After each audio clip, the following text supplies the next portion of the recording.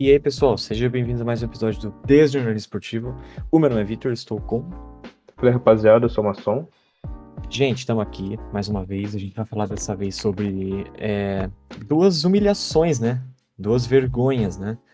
E eu digo não só a temporada atual, né? E tudo que está acontecendo, mas também a diretoria, também a quem está lá dentro, como eu posso dizer? Manuseando essa complicação, né? Esses dois times aí Uhum. chamado Corinthians e Seleção Brasileira, né? A gente vai falar muito mais aí. Masson, você prefere começar pelo quê? E pode começar já. Eu vou começar pela seleção, mano, porque a gente tá gravando dia 26, né? Então já faz um pouquinho mais de tempo que Aham. aconteceu tudo isso da seleção. E, mano, teve a data FIFA, né? Tiveram dois jogos aí importantes pra seleção, né? Foi contra a Colômbia e contra a Argentina. Uhum. E, cara, pode falar que é culpa do Fernando Diniz, pode falar que é culpa dos jogadores, mas a verdade é uma só, mano. A seleção tá uma merda, velho. Primeiro a gente teve o jogo contra a Colômbia, que a gente conseguiu perder em casa. Não, foi lá na Colômbia no jogo. Ou Foi. foi no. Foi Foi na na Colômbia. Colômbia, é isso. Em casa foi o contra a Argentina. E, cara, o Brasil não perdia pra Colômbia, não sei há quantos. Acho que nas eliminatórias é a primeira vez na história que o Brasil perde pra Colômbia, mano. Uhum. E a gente perdeu de virada, cara. Um jogo que tava controlado, um jogo que parecia fácil pro Brasil, e a gente toma dois gols relâmpago e perde, mano. Chega a ser bizarro, porque a Colômbia não é um país que joga melhor que o Brasil, que tem jogadores melhores que o Brasil. E mesmo assim, cara, dentro de campo, parece que os caras estão. Sei lá, mano, não vai, não desenvolve. Não, o futebol é inexistente no Brasil. Parece que um time de Série B jogando. E aí deu no que deu, né, cara? Colômbia tá aí. Acho que chegou a ultrapassar o Brasil nas eliminatórias. E a gente corre o risco de nem classificar. Uhum. Cara, Então, tipo assim, vamos lá. A seleção brasileira, ela tem um problema crônico dentro dela, né? A gente já falou muitas vezes aqui. Quem mexe lá, a CBF em si. Então, assim, você ter uma organização dessa, que é mais fácil a gente chamar de desorganização, né? Porque, uhum. cara, não tem condições nenhuma, sabe? Você chamar jogador por interesses econômicos, por exemplo, você pegar jogadores que não estão jogando bem, você colocar na seleção brasileira apenas pelo nome, apenas pela marca, e pelo que ele representa para a seleção, é absurdo, sabe? O futebol deixou de ser o foco da CBF faz muito tempo já, só que isso está sendo mais mostrado do que nunca, né? É, o Brasil pegou. Eu vou falar aqui. A Colômbia eu não vou falar muito porque eu não cheguei a ver o jogo, tá? Eu vou falar sobre a Argentina em si, né? O Brasil pegou a Argentina em casa, né? No Maracanã. Foi com Alisson, o Royal, o Marquinhos, o Gabriel e o Carlos Augusto, né? Inclusive o Augusto estreando de fato agora. Você teve o André e o Bruno Guimarães, Rafinha, Rodrigo, o Martinelli e o Jesus lá na frente. Mano, a gente já começa por aí. Vamos lá na frente. Gabriel Jesus. Mano, tudo bem. A seleção ela tá carente de centroavante, sim. E o Gabriel Jesus ele fez uma boa última temporada e é um baita de um nome, não tem como a gente negar. Mas ele seria titular hoje, sabe? Pois é, Pô, mano. é complicado. A gente vai passando um pouco pra trás, a gente vê jogadores, cara, é impressionante. O Martinelli ele é reserva. Em hipótese alguma, o Martinelli pode ser titular. Um jogo ou outro não define. Não define. E ele já tá há muito tempo já mostrando que ele é reserva. Ele é Não, reserva. mas a questão, mano, é que você tira o Martinelli, sendo que você não tem o Vinícius Júnior. Quem que entra no lugar dele, mano? O Rafinha não é Porque você ambidestro? olha. Então, mas aí no lugar do Rafinha vai entrar quem? Vai entrar o Rodrigo? E Não, aí vai ficar então. um buraco no meio do campo. Passaria o Rafinha pro lugar do Martinelli, o Rodrigo pra direita, e eu procuraria algum outro jogador aí.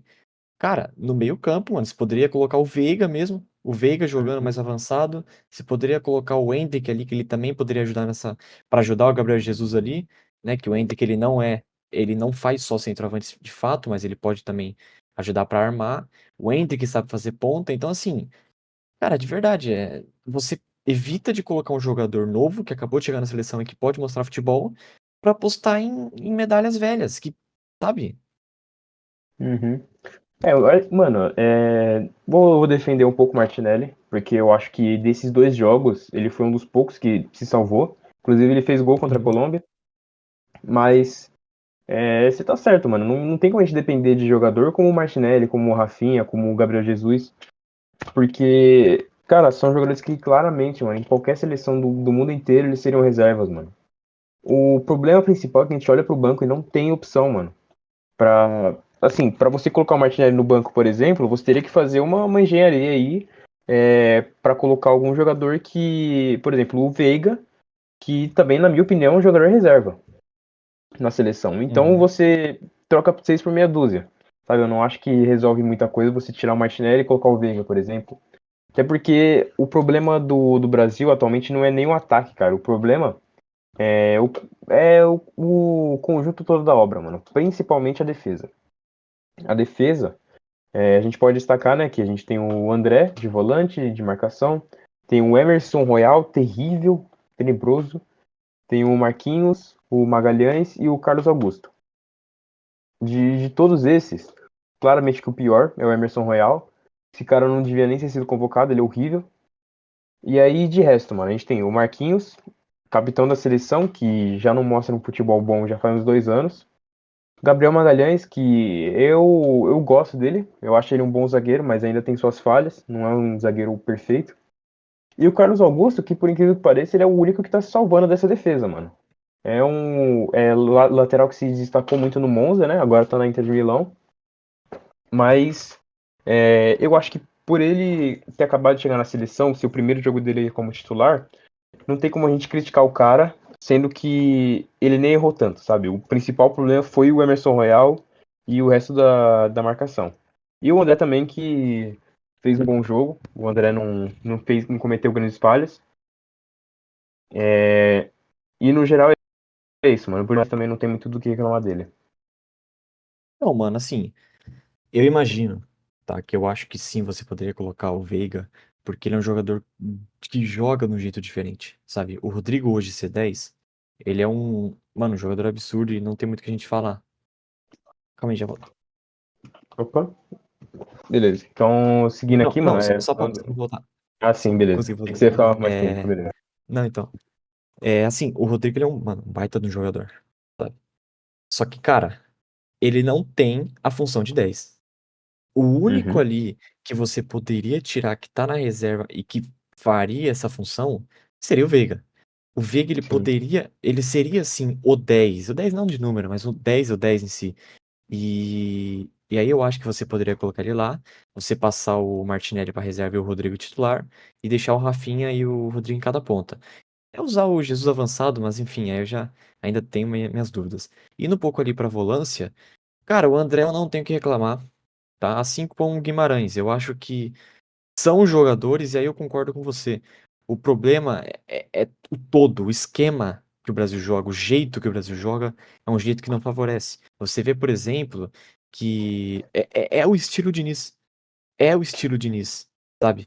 Você tenta povoar muito um lado, ou tenta povoar muito outro lado, e você não acaba tendo esse distanciamento correto, e você não acaba não tendo essa conversa entre jogadores. Então, por exemplo, muitas vezes, casos em que o Rodrigo estava muito bem posicionado com a bola e o Jesus estava atrás de um zagueiro e que não era para ele estar fazendo isso, sabe? Uhum. Falta de Coisas. coesão, né? Então, e não só ele aí defendendo um pouco o Rafinha.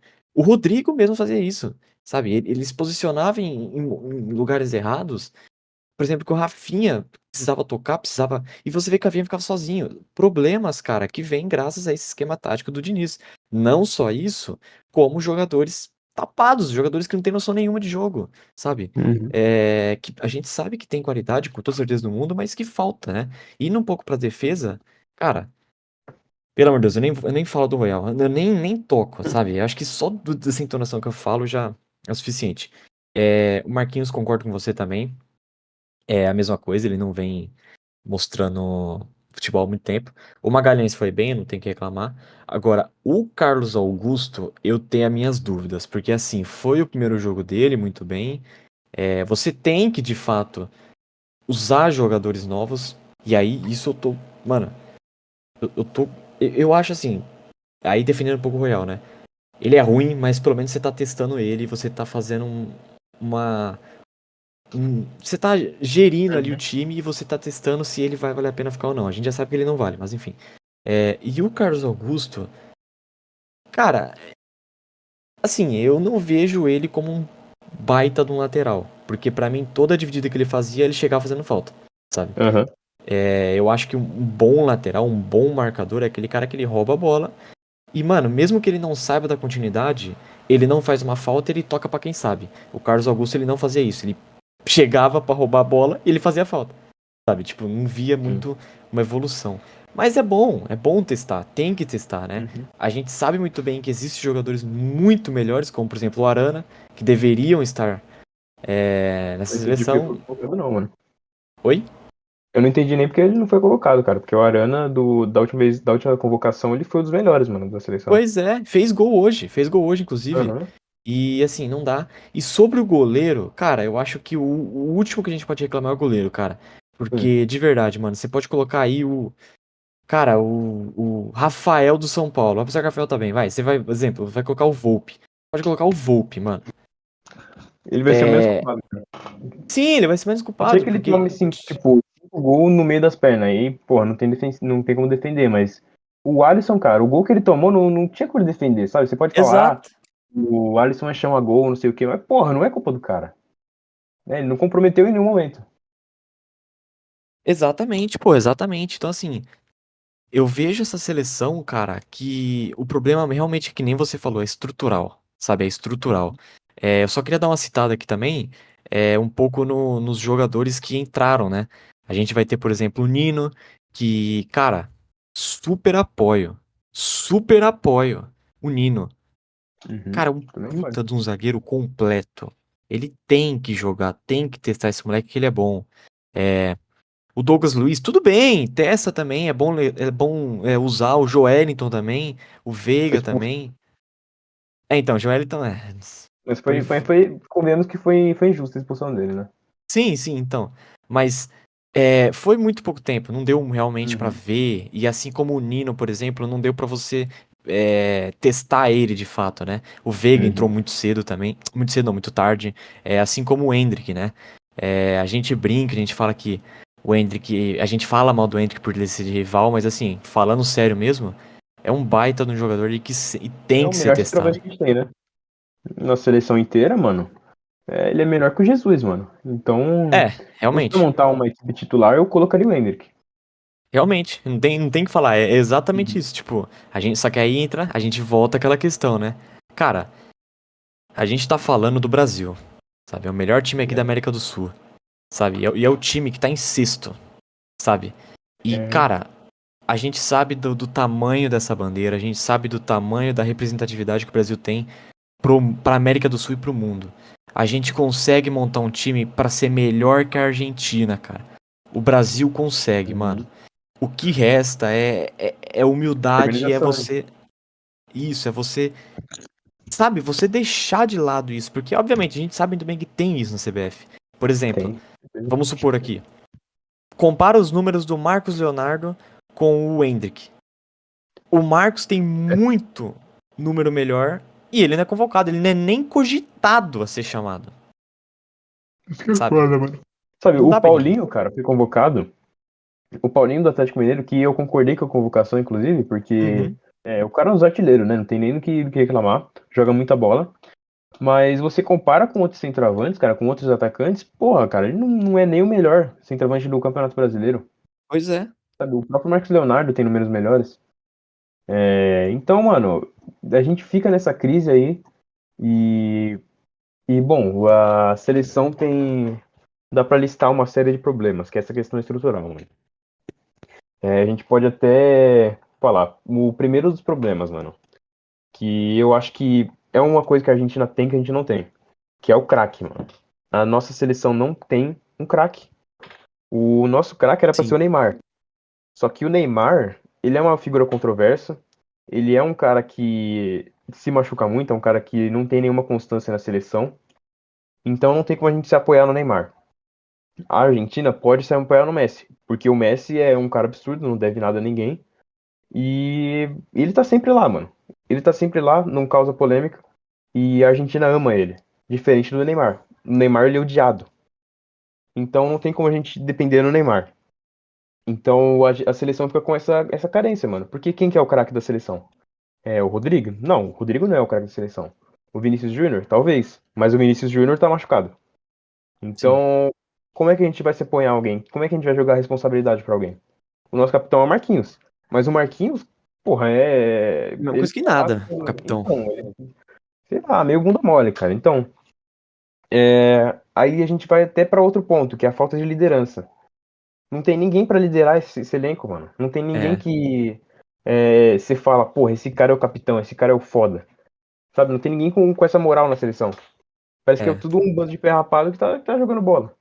Aí, bom, tem outros problemas, como o técnico. O Diniz não é técnico pra seleção. Outro problema, a nossa geração de jogadores não tá mais nem aí pra seleção. É uma coisa que é, a gente percebe, mano. Os jogadores, eles tratam a seleção como se não fosse nada. Eles não sabem o peso das 5 estrelas, sabe? sim. Então a gente fica com jogadores que são novos, são jogadores que estão sendo testados agora, mas esses jogadores eles não têm noção do que é jogar na seleção brasileira. Eles não têm uma figura de referência. Porque, por exemplo, o Lionel Messi está na seleção da Argentina, ele está passando todo a experiência, o conhecimento dele para os jogadores mais jovens. Enquanto na seleção brasileira a gente não tem ninguém, cara. A gente não tem ninguém que já foi campeão do mundo, alguém que tem uma carreira absurda para passar para os jogadores mais novos. Então, Então, aí como é que esses jogadores que estão chegando agora, eles vão ter um referencial? Eles não têm referencial. Para eles a seleção é como se eles estivessem jogando em um outro time, sabe? O jogador hoje, quando ele surge na base do Brasil, ele só pensa em uma coisa, que é jogar bem na base para ser comprado e jogar na Europa. Ponto. Aí ele vai fazer a carreira dele na Europa, vai ganhar dinheiro pra caralho e acabou. Não existe mais uma ambição de ser grande em um clube. Não existe mais a ambição de você jogar representar seu país na Copa do Mundo. Acabou isso, mano. Aquilo que a gente já bateu então, muito na velho. tecla em outros episódios, que é a questão do dinheiro mandar no futebol, isso reflete na seleção também. Porque os jogadores não estão mais se importando em jogar na seleção, porque eles querem fazer a carreira pelo clube. E aí acaba que a gente tem, por exemplo, o Vinícius Júnior, que é um craque absurdo no Real Madrid. O cara já se tornou ídolo com menos de 25 anos de idade. E na seleção, cara, apesar de ser um craque e a gente saber de toda a qualidade que ele tem, ele não desenvolve mesmo o futebol dele no Real Madrid. Que ele desenvolve no Real Madrid e ele não joga na seleção. Então, cara, é uma lista de problemas, além dos outros problemas como corrupção da CBF, né, que a gente sabe que tem dinheiro envolvendo convocação, esquema de empresário, mas isso daí não tem nada comprovado, então não tem o que falar. Mas é foda, cara. É assim que a gente tá vivendo. O Brasil se tornou isso. Então, velho, tipo assim, aí a gente entra naquela questão, né? Pra começar, Diniz. Uhum. Mano, esse cara há 2 anos tava no Santos. Ele saiu do Santos e foi pro Vasco. Em um mês ele foi demitido. O Vasco tava na B na época. Cara, agora ele tá no Fluminense. Antes do Flu ganhar a Libertadores, ele já tinha sido anunciado pra seleção. Ele foi anunciado em julho. E, cara, no sentido, peraí então. Então, peraí. A Copa é em 2026. Você me anuncia um treinador que veio aqui do Brasil e que tá em alta, que era o Diniz. Esse cara, antes de ganhar alguma coisa, já é treinador da seleção brasileira. Isso que o Brasil tá se planejando para ano que vem chegar o Ancelotti. Aqui não vai chegar. Cara, Não vai então, chegar. chegando ou não, você tá colocando uma forma de jogar de alguém que vai mudar de qualquer forma, sabe? Uhum. A ideia é o Diniz ficar pro Ancelotti, o Diniz ficar até o Ancelotti chegar. Mas, mano, você tá tendo dois técnicos diferentes em um meio tempo que era pra estar treinando sério, focado pra Copa do Mundo, pô. Com Então, certeza. Cara, cadê o comprometimento? E aí, falando aqui é, do jogo em si, né, do Brasil contra a Argentina, a gente vai ter, por exemplo, a. Antes, só pra dar uma citada rápida, a treta no Maracanã. Cara, eu não vou falar aqui pra não ser cancelado, né? Mas eu não. Bateu pouco. Bateu pouco, só isso. A gente só vai falar isso aí, só vai falar isso aí, exatamente. Mas enfim, a seleção em si. Cara, falta objetividade, assim como o protagonismo, que nem o Masson disse, né? Eu vi o. E aí é uma das pouquíssimas vezes que eu vou discordar com o Caio Ribeiro. O Caio falando assim: ah, o Brasil tá pegando uma seleção campeã do mundo com dois jogadores desfocados importantes, que são o Vini Júnior. Três, né? O Vini Júnior, o Neymar e o Casemiro. Então, peraí. Então, se o Brasil não tem três jogadores, acabou o time. Sendo que o Vini Júnior já não tava absurdo, o Casemiro todo mundo sabe que também não, e o Neymar muito menos. É isso? A desculpa é essa? Pois Sabe? é, não tem nem como jogar essa responsabilidade neles, não, mano. Não tem, não tem. A gente fala que, cara, o Vini é um. Mano, o Vini é essencial para a reestruturação do Brasil. A gente sabe disso. A gente sabe. E o Neymar também. Só que o Neymar, ele nunca foi e nunca será aquele cara que chama a moral do grupo. Ele não vai ser. O Neymar, ele nunca foi disso. No Santos ele não era assim, no Barcelona ele não era assim, no PSG ele não era assim, por mais que ele tentasse. E no Brasil ele não vai ser assim, mano. Não vai ser diferente. O Neymar é moleque, ele fica num lado lá, jogando, passa a bola pra ele, ele toca pro outro e já era, né? Criticando um pouco o Neymar também. Cara, falta um pouco ali do Neymar ele saber a hora de tocar a bola. Sempre foi isso e, infelizmente sempre vai ser, né? Mas o Neymar ele precisa ter essa noção. Você vê casos, por exemplo, da Argentina, o Messi pega a bola, ele tem noção de jogo e vira o jogo e toca. O Neymar ele quer resolver tudo, né? Mas enfim, aí foi só um parênteses que eu abri. É... Cara, falta protagonismo. Então, por exemplo, o Neymar, ele não chamaria nada. O Casemiro, que seria quem chamaria, é outro bunda mole, mano. É outro que não faz nada, não faz nada, sabe? Ele é um, mano, ele é um jogador absurdo, essencial, é uma das principais, um dos principais pilares ali da seleção. Mas o cara, ele não é o capitão da absurdo, sabe? Não é. E falando do Vini, cara, o Vini, ele precisa voltar a jogar, precisa voltar a treinar melhor e render mais com a seleção, porque, cara, ele é o melhor jogador da seleção hoje. A gente pode falar isso, a gente pode afirmar, né? E não tem outros jogadores no mesmo nível que ele. Rodrigo é muito bom, mas não é o mesmo nível. Rafinha, só por Deus, é outro, que ruim. E você vê, mano, muito jogador assim. O ataque, que eu já tinha citado, né? Os caras não se conversam. Você pode ver, por exemplo, aí pegando aqui, contra a Argentina, o Brasil contra a Argentina, o Brasil ele foi com na frente, né, quando a gente tinha falado. Jesus, Rodrigo de 10, Martinelli e Rafinha num lado. Mano, eu chego aqui e eu falo, cara, abertamente. Esses quatro seriam reserva num time bom do Brasil. Os quatro. Calma, Os calma aí. quatro. Não, acho que Os não, hein, quatro seria mano. reserva. Os quatro seria reserva. Se o Brasil pega um Vini Júnior numa ponta. Um Vini Júnior numa ponta. Tudo bem, acho que até o Rodrigo daria pra salvar. O Vini Júnior numa ponta. Um centroavante, você vai achar outro melhor que o Jesus. Um meio armador, vai, vamos supor que seja o Rodrigo, supostamente. Na outra ponta vai sobrar o Rafinha. Cara, você consegue achar alguém melhor que o Rafinha. Mano, você consegue, velho. Você consegue. Nem que você mude a formação, vá para um 4-4-2, use um 3-5-2 e use dois ala ali diferentes, né? O Arana de um lado e um outro mais eficiente na direita ali. Mas, cara, pelo menos na minha seleção, os quatro da frente, tirando o Rodrigo, né? Seria três, então. Seria reserva, mano. Não tá errado, né, mano? Porque não tem como você montar uma seleção. Eu acho que com essa convocação que a gente tem hoje, não tem como a gente montar uma seleção perfeita. Eu acredito que essa escalação do Diniz foi uma das melhores opções possível, levando em consideração essa convocação.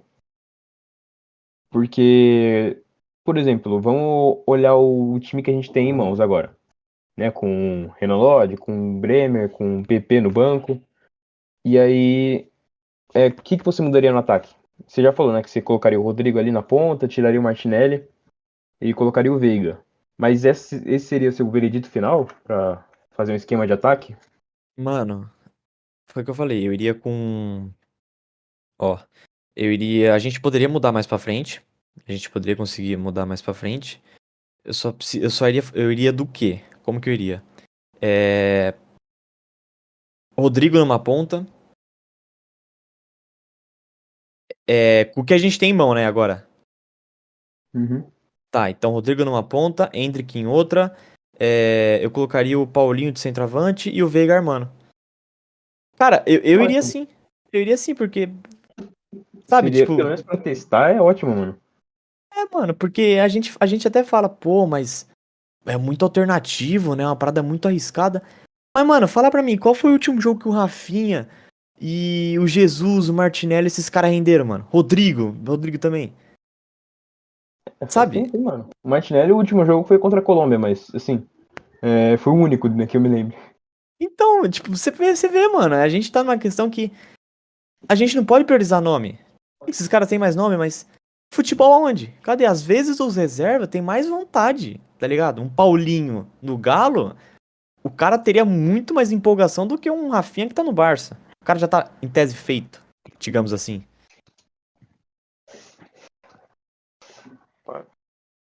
Ó, o segundo. Opa, eu acho que eu. Peraí, o que você tá Que que falando? Que eu... eu tive que sair pro segundo. Não, não, então, só tava complementando mesmo do ataque ali. Ah, sim, beleza. Bom, o que eu faria, mano, pra mudar o ataque, seria uma reestruturação total do esquema tático, mano. Porque eu acho que esquema de quatro, uma linha de quatro não funciona mais no Brasil. Teria que ser uma linha de três, com os alas apoiando o ataque. Porque, assim, não tem muito pra onde fugir, porque é o que o futebol pede. E com o que a Uhum, gente tem, mano, não tem mais o que fazer, mano, porque a gente não tem centroavante. O centroavante que a gente tem é o Endrick, né? E o Paulinho, que não se firmaram, então não tem como a gente garantir. uhum. Então, o que eu faria? Seria um esquema sem centroavante. Seria com os alas apoiando, que seria o Guilherme Arana. E lateral direito é foda, mano. Não sei quem colocaria na lateral direita, na ala direita, no caso. E aí no ataque, cara, seria Vinícius Júnior, o Rodrigo e algum atacante móvel, como por exemplo o próprio Paulinho do Atlético. Ele não é um centroavante, ele não é um centroavante físico, mas ele tem uma boa movimentação, né? Então seria um esquema meio fluido, com tanto o Rodrigo quanto o Vinícius Júnior caindo para dentro. E seria mais ou menos isso. Porque com o que a gente tem, cara, a gente não tem meia de criação. Então a gente teria que depender de dois laterais bons de armação, né? Que é o caso do Guilherme Arana, por exemplo. Então o que eu faria seria isso, mano. Seria reestruturar o time inteiro, focando principalmente em arrumar a defesa, para depois pensar no ataque. É isso, mano, é isso. Eu acho que, acima de tudo, a gente parar pra olhar que, cara, vamos supor aqui a escalação da Argentina aqui, tá? Ela foi com 4-4-2, só que eu quero dar um destaque aqui no meio-campo, tá? No meio-campo a gente vai ter, por exemplo, o McAllister, o Depou, o Enzo Fernandes e o Lo Celso. Cara, de experiente aqui no meio-campo, isso que o Messi tá na frente, hein? Mas tudo bem. De experiente aqui no meio-campo, a gente vai ter o Depou e o Lo Celso. E de jovens, pra dar movimentação, a gente vai ter o Enzo Fernandes e o McAllister. Cara, é perfeito. Tipo, você vê que você tem um meio-campo, você tem uma base ali, quatro jogadores no meio-campo que podem ajudar, ajudam na marcação, ajudam no ataque, criam tudo. Aí você vai pro Brasil, tudo bem, é a formação, mas eu tenho certeza que se o Brasil fosse um 4-4-2, você não teria meias desse jeito, desse formato. Você teria que usar uns dois ali volante ali, tá ligado? Mas, por exemplo, você olha o meio-campo do Brasil. André, Bruno Guimarães, e na frente já é tudo ataque. Eu não vejo o Rodrigo armando, eu não vejo o Rafinha armando, eu não vejo o Martinelli armando. Vejo. E quem armaria seria o André e o Bruno Guimarães, cara, que são dois volantes de origem e que não tem aquele aspecto de criação. Então eu vejo muito essa falta, tá? Uhum. É, eu acho que no contexto geral a arbitragem foi mal. Não gostei da arbitragem que teve nesse jogo aí, né? Teve muitos lances controversos, né? Onde dava falta pra Argentina e não dava pro Brasil, ou dava pro Brasil e não dava pra Argentina. E falando aqui da tabela, né? Cara, o Brasil acabou ficando em sexto lugar, né? É bizarro tá atrás do Equador, é bizarro tá atrás da Venezuela, é bizarro tá atrás da Colômbia, mano, sabe? Até o momento Em que o tempos Brasil tava normais, cara, empatando. só pra complementar, em tempos normais de seleção, mano, não era pra ser normal nem ficar atrás da Argentina, mano, você quer saber? Pois é, velho, pois é. E antes do jogo em si, o Uruguai era líder, mano, da eliminatórias. E aí eu te pergunto pra você, o time do Uruguai o material humano do Uruguai é melhor que o do Brasil, mano? Não Nem dá, né, fudendo, velho? mano. Principalmente dos caras do Darwin Nunes, mano. Então, mano, E o para. Darwin Nunes seria titular absurdo, absoluto no Brasil, né? Só deixando claro, mas não é um absurdo de jogador, né?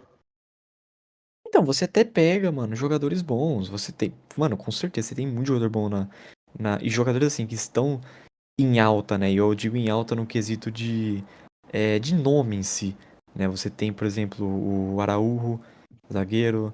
Você vai ter o Valverde também. Você vai ter o Arrascaeta também. Até o Suárez você pode colocar. Mas, cara, a seleção brasileira tem triplo de jogador bom, mano. Uhum. Mas não funciona, né? Por algum E não funciona. motivo, sei lá, mano, parece que o jogador não se conversa, aquilo que a gente já falou, mano. Então, mano, E- assim, eu até imagino, só pra complementar, eu até Uhum. imagino assim que falam, né, jogam assim. Eu até mesmo tava até agora criticando um pouco do Diniz, aí da escolha do Diniz. Só que vendo o lado do Diniz é muita injustiça com o cara, mano. Sabe? O cara ele chegou já com uma pedrada, já pra meter a seleção pra treinar. O cara não tá há um ano, o cara chegou agora, tá sem entrosamento nenhum, E sabe? ele no clube ainda, né, É... mano? Tem que levar isso em consideração também. Oi? Que além de treinar a seleção, ele treina o Fluminense também, né, mano? Que apesar de agora o Isso, Fluminense tá de exato. folga, mas, porra, cara, o cara tem duas agendas pra cumprir, sabe? Não tem como você cobrar muito dele. Até porque E o Flu na todo mundo sabe. Libertadores. Exatamente, mano. Todo mundo sabe. O Diniz sabe, a família do Diniz sabe, todo mundo sabe que o Diniz é um tapa-buraco, mano. Ele não tá aí É, pra ser o técnico definitivo da seleção, né? Então, exatamente. mano, o Diniz vai ficar aí. Quer dizer, eu acho que no final do ano ele vai sair. Eu não acho que ele vai continuar. Mas ele só chegou aí, mano, porque. Porque não tem mais ninguém, mano. Não tem mais ninguém. Vai chamar quem? Vai chamar o Dorival? Vai chamar o Felipão? Misericórdia. Não tem Então, o que fazer, mas né? é isso, mano. É exatamente isso. Não tem. E aí que tá, mano. Concordando com o Galvão. Cara, você contratar o Ancelotti, perfeito. Não tem erro nenhum. Agora, o jeito de trazer ele é completamente errado. A seleção tá dependendo de um cara que não dá nem certeza que vai vir. Que parece que tem vergonha de falar que vai assumir a seleção, Uhum. sabe? Não dá, cara. Não dá. Eu prefiro que você ponha um. Mano, que você ponha o Marcelo Fernandes do Santos lá, mano, do que você botar um cara que tem vergonha de assumir a seleção, velho. Pois é, mano. Eu Então, iria no Mourinho, mano. Você quer saber, mano? Pro nossa, não, Mourinho eu que papo, mano. venha. Nossa. Que venha, mas não dá, não tem condição. É muita desorganização, mano. Maçom, Aham. já deu meia hora. Quer falar do Corinthians? Vamos lá falar rapidinho do Corinthians, porque se eu Fechou. me estender demais eu vou ficar chateado, mano. Hum. Bom, aconteceu dois grandes eventos aí, né, pro torcedor corintiano. Primeiro, na sexta-feira, teve um jogo contra o Bahia, que foi um jogo que foi adiantado, inclusive. Era para o jogo ser no sábado, mas por conta das eleições, o jogo foi um dia antes. E deu no que deu, né, mano? O Bahia desceu o sarrafo no Corinthians 5-1. E o que eu tenho pra falar do jogo em si, mano? É parte culpa do Mano e parte culpa dos jogadores. Porque o Mano Menezes, ele entrou com um time diferente, um time que ninguém entendeu nada. Ele colocou o Fábio Santos de zagueiro e o Matheus Bidu de ala. sabe? E ficou um time muito bagunçado, ficou um time, mano, esquisito e não rendia de jeito nenhum. E no primeiro tempo ainda ele tentou consertar a cagada depois que tomou 2 gols. Ele tirou o Aham. Fábio Santos pra colocar acho que o Wesley que ele colocou pra acrescentar no ataque. Só que aí, mano, o Mano não. Sei lá, cara. Ele tentou tapar o buraco que ele mesmo cavou. Então o time ficou desorganizado, o Wesley não pegava na bola, o Corinthians não conseguia completar uma ação de ataque. E aí a parte dos jogadores é a questão do. Sei lá, mano. Parece que o Corinthians não tem entrosamento, mano. Porque você não vê uma jogada ensaiada, você não vê os jogadores sabendo trocar passe. Os únicos jogadores que sabem trocar passe nesse time é o Renato Augusto e o Juliano. Tanto que o Renato Augusto quase fez um puta de um golaço que seria de voleio, né? Se o zagueiro não tivesse atrapalhado. Sendo que foi uma tabela entre ele e o Juliano. Então, o Corinthians, cara, é o mesmo time desde o começo do ano. É um time que vive de lampejos, de jogadas individuais, mas a diferença é que no começo do ano a gente tinha o Roger Guedes, que era o cara que sabia fazer isso, era o cara que decidia sozinho. Agora a gente não tem mais. O nosso craque é o Romero e o Roberto, sabe? Misericórdia. E, e aí a gente fica nessa dependência, mano. Mas a gente tomou 5, mas no primeiro tempo dava pra ser mais ainda, pra você ter noção. E cara, o Corinthians perdeu em todos os quesitos pro Bahia, mano. O Rogério Ceni conseguiu armar uma arapuca pro Corinthians e o Corinthians caiu fácil. Mesmo com um apoio absurdo da torcida, a torcida do Corinthians deu um apoio que eu nunca vi antes. O jogo tava 4-1, tava 5-1, a torcida não parava de cantar. Isso é um negócio que é muito louvável por parte da torcida. É óbvio que acabou o jogo, vieram as vaias, né? Porque é inadmissível tomar 5 dentro de casa. Mas vale ressaltar esse apoio da torcida do Corinthians, mano. Que mesmo no pior momento possível, na maior goleada da história da Arena, eles estavam lá cantando. Mas isso não muda o fato de que são um bando de jogadores acomodados, né? Tudo aquilo, toda a história que a gente já conhece, né? Alguns aposentados que estavam dentro de campo. E o Mano Menezes, né? O Mano Menezes vacilou. Eu defendo muito o Mano Menezes, mas nesse jogo foi indefensável. Ele fez bosta. E, bom, tudo isso contribuiu para esquentar a cabeça do torcedor e chegar ao sábado, né, mano? Que era um dos dias mais importantes da história do Corinthians, que era essa eleição. E, bom, chegou a eleição, o Augusto Melo venceu, graças a Deus. O André Negão, cara, eu já fiz críticas ao André Negão em outros podcasts. E é inadmissível que esse cara seja candidato de ser presidente do Corinthians, que é um dos maiores times do Brasil. O André Negão, ele é um cara que tem uma ficha criminal bem grande. Ele é um cara que ele faz parte de uma corja do André Sanches que só fudeu o Corinthians. Então não tem como você apostar num cara desse. O Augusto Melo um cara que vem com ideias boas, é um cara que parece entender de futebol, pelo menos mais do que do Duílio, né, que não é difícil. Hum. E ele tem boas propostas, tem bons sonhos, né, digamos assim. Por exemplo, uma coisa que ele fala muito é de trazer o Di Maria. Eu duvido muito que ele traga o Di Maria, eu duvido muito. Mas vamos ver, né, mano? Vamos ver. O cara sonha alto, o cara quer o bem do Corinthians, pelo menos é o que ele demonstra. E agora é torcer pra dar tudo certo. Porque finalmente, desde 2007, tá o mesmo grupo que tá comandando o Corinthians. É o mesmo grupo de renovação e transparência, né, que os caras chamam, que é ridículo. É ridículo, são caras que completamente despreparados, que tiveram uma boa época no futebol, né, que foi a época lá de 2012 até 2015. Ainda era a mesma diretoria que tá hoje, mas esses caras, mano, apesar desses tempos de ouro, eles não sabem o que fazem, mano. Esses caras, eles só pensam no próprio bolso, não querem o bem do Corinthians. E agora, vamos ver se a gente vai ter uma coisa nova aí. Então, mano, é realmente complicado nessa essa situação do Corinthians, mesmo grupo desde 2007, né? Uhum. Cara, não dá pra entender como que isso chega a acontecer e depois de tantas fases ruins ainda continuar, né?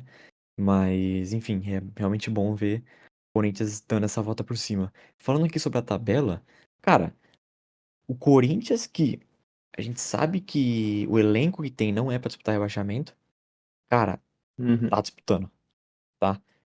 Tá com 44, ainda assim tem chances de ser rebaixado, tá? O 45 é ilusão, não salva. E, e realmente, se você for ver, cara, o Corinthians tá com 44 pontos em 35 jogos. Quem pode ultrapassar é o Cruzeiro, que pode acabar ultrapassando. Se chega a acontecer uma maluquice do Santos vencer, o Corinthians perder na próxima rodada, o Santos vencer, o Vasco vencer e o Bahia vencer, o Corinthians chega a cair pra 17º, mano. Sabe, eu sei que é uma É, visão depende do muito. Cruzeiro também, né? Então, isso, o Cruzeiro ganhando do Goiás, né? Que já não é tão impossível também. Mas Não, acho que é o. uma, É isso aí. Aham. é É, o uma jogo é visão. amanhã, né? Do Cruzeiro? É, o jogo do É Cruzeiro é amanhã. amanhã e vai ter mais um ainda. Então, tipo, os caras Uhum. tá. O Cruzeiro ainda tá suave. É, cara, é uma visão que pode acontecer. Sabe? Realmente pode acontecer. O Corinthians pode acabar indo pro Z4. E para você ver, cara, o Campeonato Brasileiro ele tá muito fechado, mano. Ele tá muito. Fechado não, ele tá aberto, né? Quero dizer, no quesito de que Uhum. tanto novos. No caso, novos dois, né? Vamos falar. Os outros dois já estão rebaixados.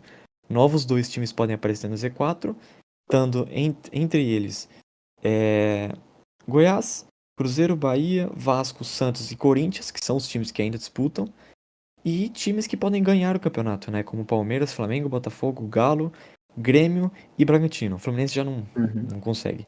Não, não. É, é realmente uma questão bem complicada, mas pro Corinthians em si, o Corinthians ele vai pegar, olha só, Vasco, Inter e Curitiba. Tá? Uhum. Em todo o contexto geral, tá de boa.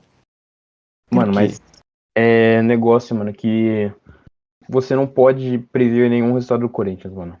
Porque, olha só, mano, o Corinthians ganhou do Grêmio, que é um dos times que tá disputando o título, lá na casa do Grêmio, tendo um a menos o jogo inteiro.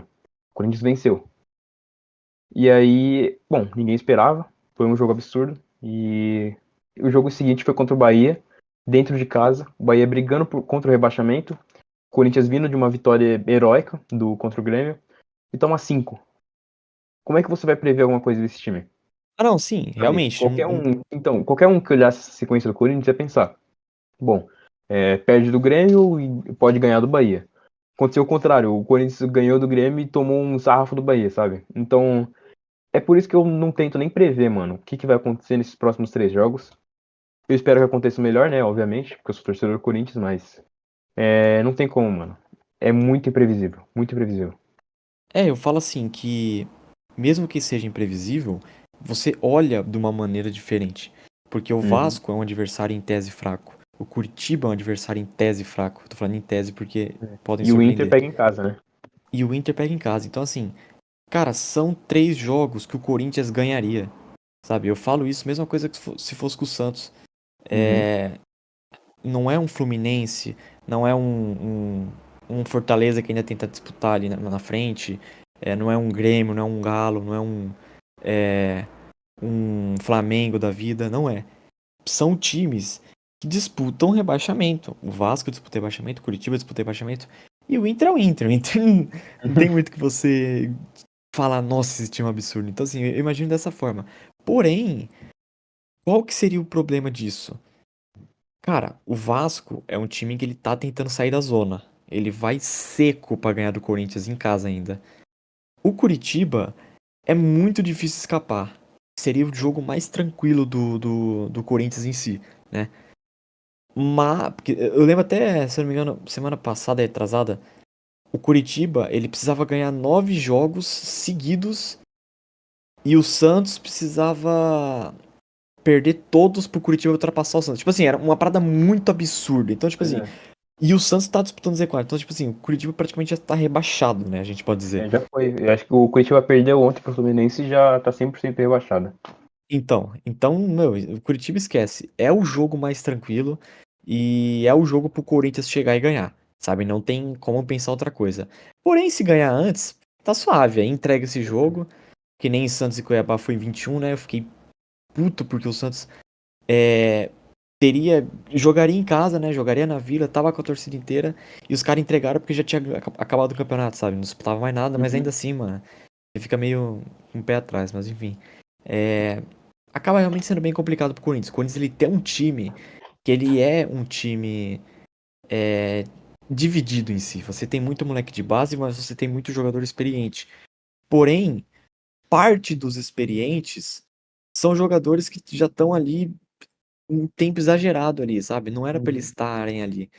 O futebol já não é mais o mesmo e que o nome já não é mais o mesmo. Então, assim, acaba sendo bem complicado pro Corinthians a ver, né, o que vai acontecer com essa nova diretoria e como vai ser as novas contratações, né? Pois é, mano. E agora, mano, é rezar pra não cair, né? Rezar pro Corinthians jogar bem e não cair, porque ano que vem promete muita coisa boa, promete ter uma boa gestão. Então, tudo que resta é não começar o ano que vem na Série B e fazer um bom ano, mano. Porque é uma diretoria que tá se mostrando competente, que é, pelo menos em questão de promessa, né? Se mostra competente. E é isso aí, mano. Acho que de Corinthians é isso que tem pra falar, né? Porque se eu fosse falar mais ia ser só xingamento, mas já passou. E é isso aí, mano. Quer falar mais alguma coisa? Quer complementar alguma coisa do campeonato?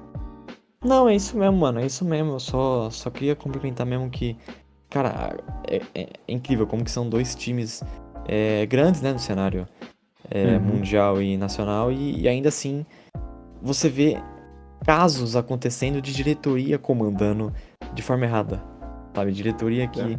não valoriza a imagem do clube, não valoriza o tamanho do clube e deixa o clube às traças e o que importa é eles ganhando dinheiro e o clube que se dane, sabe? Uhum. E é realmente bem ruim. Mano, quer falar uma coisa pra finalizar ou não? Só isso? Pode finalizar? Nada mais, mano. Pode acabar já. Fechou. Obrigado, gente. Obrigado por mais episódio aí. E tamo junto. Valeu. Até mais. Falou!